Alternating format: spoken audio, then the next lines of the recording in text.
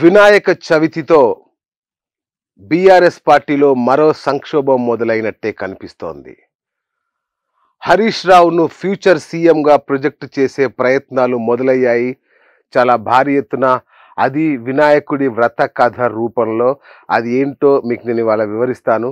BRS party అంటే అధికారాంతమున చూడవలే అన్నట్టుగా BRS party పరిస్థితి రోజు రోజుకి అగమ్య గోచరంగా ఆందోళనకరంగా మారుతున్న పరిస్థితి మనం చూస్తున్నాం.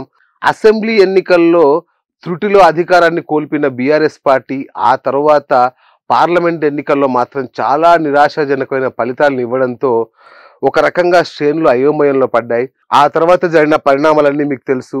కేసీఆర్కి అనారోగ్యం, ఆ తర్వాత వరుసగా అంటే కేసీఆర్ గారు జనంలోకి రాకపోవడం కావచ్చు, కవిత జైలు జీవితం కావచ్చు, ఇటువైపు బీజేపీతో బీఆర్ఎస్ విలీనం కాబోతుందని సాక్షాత్తు సీఎం రేవంత్ రెడ్డి లాంటి వాళ్ళు కూడా ఢిల్లీ వేదికగా ప్రకటించడం లాంటివి, ఆ తర్వాత మనీష్ సిసోడి లాంటి పెద్ద పెద్ద వాళ్ళకు కూడా రాని బెయిల్ కవితకు రావడం, అది కూడా కేటీఆర్ ఢిల్లీ పర్యటనలు మొదలైన తర్వాత వెంటనే రావడం లాంటి పరిణామాలతో బీఆర్ఎస్ బీజేపీ ఇక కలిసి తిరగడమో లేదా కలిసిపోవడమే జరగబోతుంది అనే ఒక రకమైన ప్రచారం జనంలో కలగడం అయితేనేమి, ఇప్పుడు కూడా వరదలు వస్తే గత 4 రోజులుగా రాష్ట్రం అతలాకుతలం అవుతుంటే కేసీఆర్ బయటకు రాకపోవడం కావచ్చు, లేదంటే కేటీఆర్ లండన్ పర్యటనలో ఉండడం కావచ్చు, అది అధికార పక్షానికి బాగా విమర్శనాస్త్రాలుగా మారిన పరిస్థితి.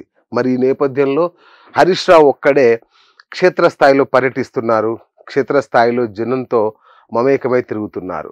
సరే, ఇదంతా సినారియో మీకు ఎందుకు చెప్తున్నాను అంటే, ఇవాళ నా చేతిలోకి వినాయక వ్రతకల్పం పుస్తకం వచ్చింది. ఇది ప్రతి సంవత్సరం వస్తుంది నా దగ్గరికి, కానీ ఈసారి వచ్చిన వ్రతకల్పంలో చాలా విశేషాలు ఉన్నాయి. ప్రతిసారి వచ్చే వ్రతకల్పంలో మన హరీష్ అన్న మన సిద్దిపేట అని ఉండేది. ఆ పుస్తకాలు కేవలం సిద్దిపేట వరకు మాత్రమే పంపిణీ జరిగేది. కానీ మొదటిసారి మన హరీష్ అన్న మన తెలంగాణ, ఇక్కడ చూడండి, ఇది పుస్తకం కవర్ పేజీ. ఇది ఓన్లీ హరీష్ రావు పెద్ద ఫోటో, మన హరీష్ అన్న మన తెలంగాణ, ఇక్కడ చిన్నగా కనబడినట్టు కేసీఆర్ బొమ్మ. గతంలో దీని మీద కేటీఆర్ బొమ్మ కూడా ఉండేది, అందరి బొమ్మలు ఉండేవి, చిన్నగా హరీష్ రావు ఫోటో కూడా ఉండేది పుస్తకం మీద. కానీ ఫస్ట్ టైం నిలువెత్తు ఫోటో, ఆ తర్వాత హరీష్ రావు మన హరీష్ అన్న మన తెలంగాణ అంటూ సవివరమైన, అంటే చాలా ఆయన గురించి గొప్పగా రాస్తూ మళ్ళీ 2వ పేజీ కూడా. ఇది ఒక్కటే కాదు, ఈ వ్రతకల్పం తర్వాత కూడా మీరు చూస్తే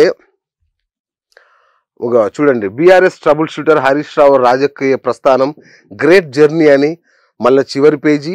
ఆ తర్వాత హరీష్ అన్న చేసిన ప్రసంగాలు లేదంటే ఆయన కార్యక్రమాలకు సంబంధించి ఫోటోలు కూడా ఈ పుస్తకం మీద ముద్రించారు. అంటే పూర్తిగా ఫస్ట్ టైం బీఆర్ఎస్ పార్టీ కాకుండా కేవలం హరీష్ రావు సెంట్రిక్ గా ఈ పుస్తకాలు. ఏముంది, గణేష్ పుస్తకాలే కదా, ఒక హరీష్ రావు మీద వేస్తే ఒక వాళ్ళ నియోజకవర్గంలో వేసారేమో అనుకోకండి. ఇవి దాదాపు 2 లక్షలకు పైగా పుస్తకాలు ప్రింట్ చేసి దీన్ని రాష్ట్ర వ్యాప్తంగా ప్రతి నియోజకవర్గంలో పంచుతున్నారు. దాదాపు ఒక 50 లక్షల కుటుంబాలకి లేదా ఒక 50 లక్షల మందికి చేరేలాగా, అంటే మండపాల ద్వారా కావచ్చు, కుటుంబానికి ఒకటి అనే పంపిణీ చేయడం ద్వారా కావచ్చు, హరీష్ రావును ఫ్యూచర్ సీఎంగా ప్రొజెక్ట్ చేసే ప్రయత్నాలు మొదలయ్యాయి. ఎందుకంటే మొన్నటిదాకా మన హరీష్ అన్న మన సిద్దిపేట మాత్రమే, ఇప్పుడు మాత్రం ఈ పుస్తకం నుంచి మన హరీష్ అన్న మన తెలంగాణ అనే మాట ప్రచారంలోకి తీసుకురాబోతున్నారు. మరి ఇది హరీష్ రావుకు తెలిసి జరిగిందా, తెలవక జరిగిందా అంటే సందర్భం కూడా చూడండి. వరదలు ఒకవైపు కేటీఆర్ లేడు, కేసీఆర్ గారు మౌనంగా ఉన్న పరిస్థితి, ఎవరు యాక్టివ్గా లేని పరిస్థితుల్లో ఈ ప్రచారం మొదలవ్వడం అనేది అనేక సంక్షోభాలతో కొట్టుమిట్టాడుతున్న బీఆర్ఎస్లో ఇది అతిపెద్ద సంక్షోభంగా చూడొచ్చు. ఎందుకంటే హరీష్ అనేవాడే బీఆర్ఎస్ పార్టీలో ఒక ప్రజానాయకుడిగా మొదటి నుంచి కూడా ప్రజల మన్ననలు అందుకుంటున్న వ్యక్తి. మరి అలాంటి వ్యక్తి చేజారిపోతున్నాడా, లేదంటే బీజేపీ ఏమైనా అతన్ని లాక్కునే ప్రయత్నం చేస్తుందా, పార్టీ నుంచి విడిపోతాడా? మొత్తం మీద ఏదో జరుగుతోంది బీఆర్ఎస్ పార్టీలో.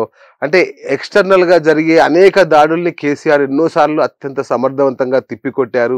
బీఆర్ఎస్ పార్టీ ఎన్నో సంక్షోభాల నుంచి బయటపడింది కూడా.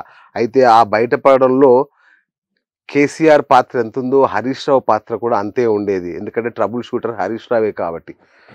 మరి ఇప్పుడు హరీష్ రావే లేకపోతే, హరీష్ రావే ట్రబుల్‌గా మారితే ఏం జరుగుతుంది? ఏం జరగబోతుంది అనేది ఇక మనం తెర మీద చూడాల్సిందే. ఇది ఇవాళే వచ్చిన పుస్తకం. సో, ఇక ముందు రాజకీయం మరింత వేడివాడిగా ఉండబోతుందనేది మాత్రం కాదనలేని సత్యం.